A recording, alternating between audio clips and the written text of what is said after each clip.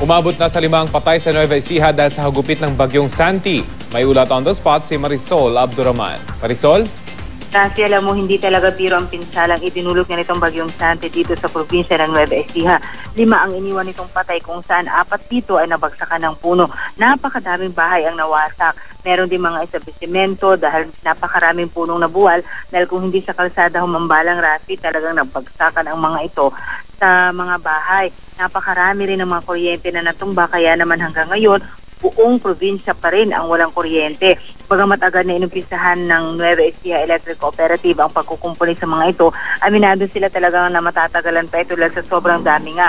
In agriculture alone, Rafi, nasa 2.7 billion ang pinsala nito. Kaya naman, kagabi pa lang sinabi na sa atin ng PDRRFC Co-Chairman, ang Regional Director ng DILG, na idedeklara na nga sa state of calamity itong buong probinsya. Maliban sa mga bahay, Rafi, talagang nasaksihan din natin kung gaano talaga pininsala nitong si Santi. Ang mga eskwelahan talaga namang sira. At kung titingnan natin yung mga itsura, matagal-tagal talaga bago pa maayos ang mga ito.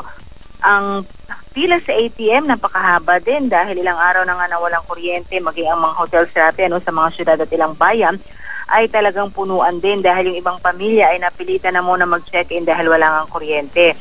Rafi, alam mo talagang ngayon kahit ilang araw na ang nakalipas, talagang sa pag-iikot natin marami pa rin talaga tayong mga punong nakikita na nakakalat. Bagamat better ang kondisyon kung ikukumpara ng mga nakaraan, pero talagang masasabi pa rin natin na ito pa rin talagang kitang-kita pa rin natin ang bakas na iniwan nga nitong si Santi. Rafi? Maraming salamat, Marisol Abdurrahman.